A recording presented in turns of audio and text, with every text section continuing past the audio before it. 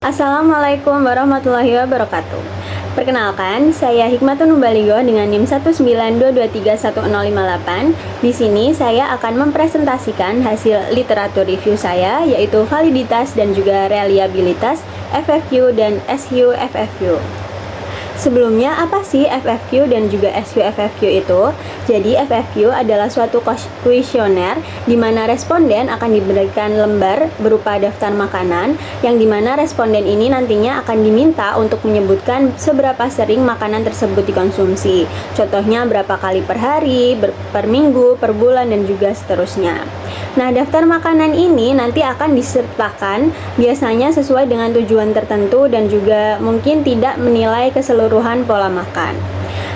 Untuk SQFFQ sendiri, tidak hanya menanyakan seberapa sering suatu makanan itu dikonsumsi, tetapi juga terdapat ukuran porsinya. Nah, pengujian validitas dan juga reliabilitas pada metode FFQ dan juga SSQ ini sangat perlu dilakukan karena untuk memastikan keefektifan dan juga keakuratan data. Baik, selanjutnya adalah uji validitas FFQ. Di sini artikel yang saya gunakan adalah Reliability and Concurrent and Construct Validity of a Food Frequency Questionnaire for Pregnant Women at High Risk to Develop Fetal Growth Restriction. Jadi, metode yang digunakan pada artikel ini adalah membandingkan data pola makan yang diperoleh melalui FFQ dengan data dari food records dan biological markers dari asupan makanan. Perbandingan tersebut ditujukan untuk melihat sejauh mana FFQ sesuai dengan metode acuan maupun ukuran yang lebih objektif. Nah, hasil dari uji validitas ini adalah FFQ memiliki validitas yang sedang dalam menilai asupan makanan dan zat gizi pada utamanya ibu hamil. FFQ cukup baik untuk mengurutkan responden berdasarkan kepatuhan terhadap MAD diet, meskipun akurasinya dalam memperkirakan jumlah absolut asupan masih bervariasi antar jenis makanan dan juga zat gizinya. Selanjutnya adalah uji reliability dari FFQ sendiri. Untuk metode yang digunakan adalah dilakukan perhitungan intra-class correlation coefficient atau ICC antara data awal yaitu minggu ke-19 hingga 24 kehamilan dan data tindak lanjut pada minggu 34 sampai 36 kehamilan. Dari hasil FFQ ini, nantinya zat gizi dan juga kelompok makanan dapat digunakan dalam menilai konsistensi hasil FFQ bila diisi berulang. Selanjutnya, pada hasil uji reliability ini sendiri, hasil ujinya menunjukkan bahwa FFQ cukup konsisten bila digunakan berulang. Penilaian terhadap zat gizi tampak lebih baik dibandingkan skor MAD diet. Hal ini dapat dijelaskan karena perhitungan zat gizi bersumber dari berbagai jenis makanan, sehingga hasilnya dapat lebih stabil, sedangkan skor MAD diet lebih dipengaruhi oleh variasi pilihan makanan sehari-hari. Selanjutnya adalah kelebihan dan juga kekurangan dari metode FFQ ini. Untuk kelebihannya sendiri, metode ini mudah dan juga murah diterapkan, dapat digunakan pada populasi dengan skala besar, mampu mengurutkan responden berdasarkan tingkat kepatuhannya terhadap pola makan. Lalu untuk kekurangannya sendiri, metode ini rentan terhadap bias karena responden harus mengingat kembali apa saja yang telah dikonsumsinya. Lalu untuk makanan musiman, rata-rata konsumsinya sulit dilakukan. Untuk kesimpulannya, FFQ ini memiliki tingkat validitas yang cukup baik untuk diterapkan pada populasi ibu hamil. Nah, untuk reliabilitasnya sendiri, FFQ ini cukup konsisten bila digunakan berulang. Penilaian terhadap zat gizi tampak lebih baik dibandingkan skor MAD diet. Selanjutnya adalah uji validitas SQFFQ. Untuk artikel yang saya gunakan adalah Validity and Reproducibility of a Food Frequency Questionnaire Assessing Food Group Intake in the Persian Cohort Study. Jadi, untuk metode yang digunakan dalam artikel ini adalah peserta mengisi SQFFQ selama 2 kali, yaitu di awal dan juga di akhir penelitian dengan jeda 12 bulan. Selama periode itu, mereka juga akan diminta mengisi 24-hour recall setiap bulannya. Dan data FFQ ini kemudian akan dibandingkan dengan data 24-hour recall untuk menilai validitasnya.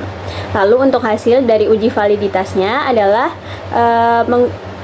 uji dari menggunakan SCC menunjukkan korelasi antara FFQ dan 24-hour recall berada pada rentang 0,23 hingga 0,79, yang mana hal ini sebagian besar berada di nilai kisaran 0,4 hingga 0,7.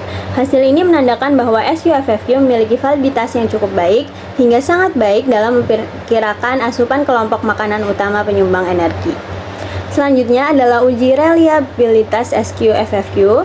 Untuk metode yang digunakan sendiri adalah peserta penelitian melakukan pengisian kuesioner sebanyak 2 kali, yaitu di awal dan juga di akhir, dalam jangka waktu 12 bulan, dan hasil dari data FFQ yang pertama dan juga SQFFQ yang kedua akan dibandingkan untuk menilai reliabilitas metode.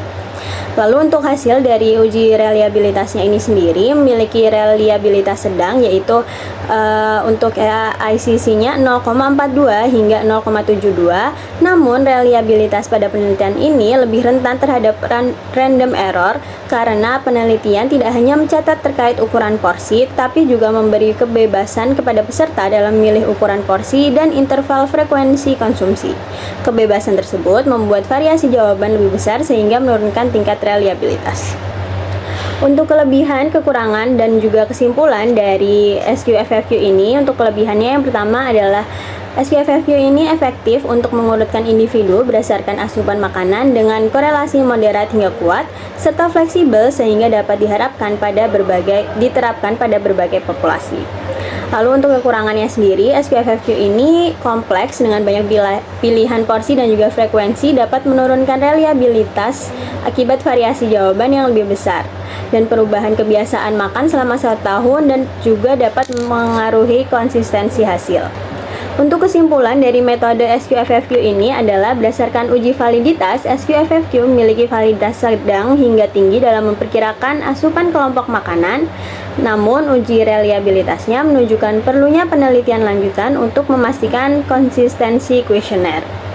Selanjutnya adalah perbandingan SQFFQ, FFQ, dan juga metode lain. Yang pertama adalah 24-hour recall. Umumnya, 24-hour recall ini dianggap valid untuk konsumsi harian, namun rendah jika digunakan dalam menilai kebiasaan makan jangka panjang. Yang kedua adalah Food Frequency Questionnaire atau FFQ, yang mana FFQ ini efektif dalam menilai pola makan jangka panjang, namun tidak memperhitungkan porsi secara rinci atau kurang akurat untuk menghitung jumlah makanan atau zat gizi secara absolut. Dan yang ketiga adalah Semi-Quantitative Food Frequency Questionnaire atau SQFFQ, yang memiliki validitas dan reliabilitas sedang sampai kuat dalam mengurutkan konsumsi kelompok makanan terutama dalam populasi yang besar. Sekian yang dapat saya sampaikan. Terima kasih. Wassalamualaikum warahmatullahi wabarakatuh.